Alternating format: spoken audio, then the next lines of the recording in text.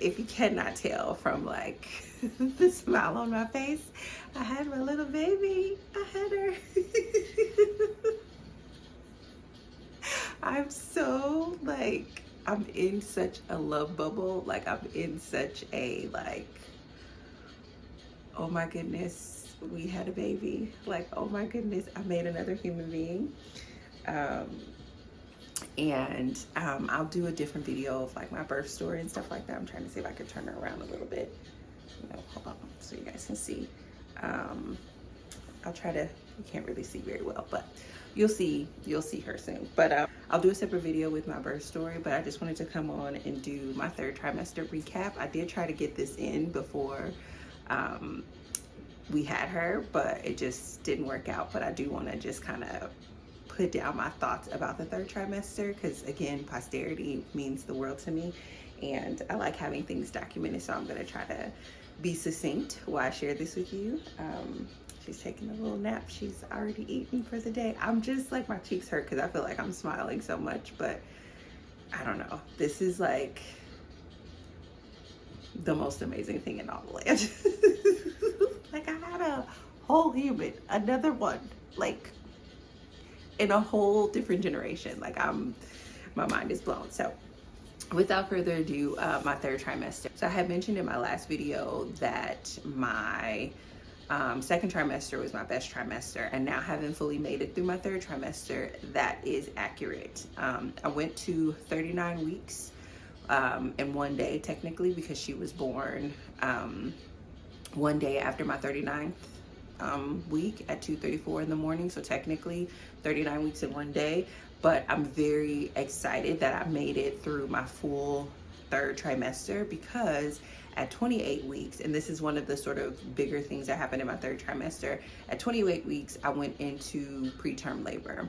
And I shared in my other video that I had gone into preterm labor at 18 weeks, and I did, but it was for different reasons. So at 18 weeks, I was having a degenerative fibroid that was irritated and degenerating, and so it caused my uterus to contract, so I started to go into labor. At 28 weeks, it was just spontaneous preterm labor. I started to dilate. I got up to almost 2.5 centimeters dilated, depending on the physician who was checking me. And I was in the hospital for, I think 5 days, 4 or 5 days. I think 5. I think it was like, what is it, 4 nights, 5 days? I think it was kind of like that. And I went in because I could feel the contractions. So like, because I had had the experience in my 2nd trimester of the degenerative fibroids and the contractions, I knew the difference between the feeling. And TikTok, I'm not even gonna lie, TikTok is very helpful when you are like searching for succinct things, because I was like, is this Braxton Hicks or is this real contractions? And when I started to time them, they were so close together, and it was just sort of this constant pain and pressure. And I was like, let me just go to the hospital to just get checked out. And so when I went in, my cervix was soft. I was having consistent regular contractions. They were very concerned. And so within maybe like, I would say 4 to 6 hours of me being there, maybe, I could be a little bit off. Maybe I shouldn't be so specific then. Like, don't quote me on the time, but within a brief period of time, they were concerned that I was going to deliver at 28 weeks. And so they started to do all of the prep for a 28-week delivery. So the steroid shots, the, I don't know, like it was just a lot. It was a lot and overwhelming experience. And, you know, like the anesthesiologist is coming in, and like you just have so many doctors that are coming in and out. And so I think the biggest thing that I remember from my 3rd trimester, especially, hey there, especially my initial transition, was like fear and stress and worry and like, oh my goodness, like 28 weeks, I understand that that's viable, but that's also really very small. And you know, like because of my age and just different things like that, like I just was so concerned. And because we had had the issue before, like I was so concerned about having her prematurely and what that would mean. And, you know, there was like all these ultrasounds to like check her organs and to check, you know, just to check all of the things just in case I delivered. And so they did all that. They gave me all the medicine to prep her body just in case she was going to be delivered. Then it's like a lot of monitoring and a lot of pain management. And then at some point, I don't know if maybe I started to slow in my dilation or however it was, or maybe they decided to try to slow it, but there was a point where I was also put on magnesium, which I know that that is to protect the baby's brain, but that's also to potentially slow labor. Like it was a very scary, intense experience.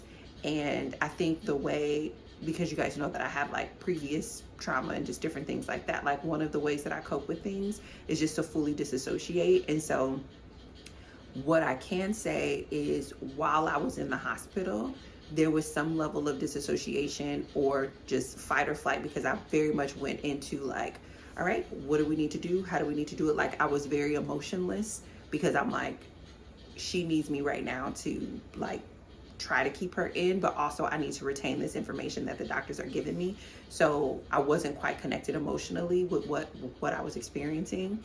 And so then when we finally did leave the hospital and everything was fine, and they were like, we were able to stop the labor, she's fine, go home, rest, remove stress, you know, et cetera, like when I came home, maybe within like the hour or two of coming home, I just like broke down, like just all of that anxiety, all of that fear. Oh, it's making me a little bit emotional now.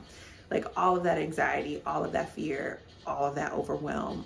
It just like, I just broke down because I was so scared, like for her primarily. Like I wasn't really scared for my life, but just primarily for her. And it was just a very overwhelming experience. So that was sort of like my transition into the third trimester. And it was intense, it was scary. And then in addition to that, because I am getting bigger, I'm experiencing more pain. So I'm having more like back pain, I'm having more like intense Braxton Hicks, I'm having more I wouldn't necessarily say they were like food aversions because they weren't as intense as the first trimester, but it was much more like if I ate something, my body reacted so quick. And when I say quick, I mean like I could eat something and within like 2 minutes I would have like a headache, or I would be like a little bit nauseous, or I would need to lay down, or all of my energy would be zapped. I basically had like zero energy in my third trimester. And I think initially after the preterm labor, I still was like, you know, the doctor sent me home with, you know, minimal instructions. It wasn't like anything too tough. So I was like, okay, I should still be able to do some things in my coaching practice and, you know, do some things with the company. And I just really still thought that I would be able to like push through with work, and I have some one-on-one clients. And truly that was all I was able to do for a while. And then I even had to taper off from my group coaching experiences and taper off from any sort of content creation, because the running anxiety and worry and stress in the back of my mind, it wasn't something that I could get away from, and it was affecting my mood.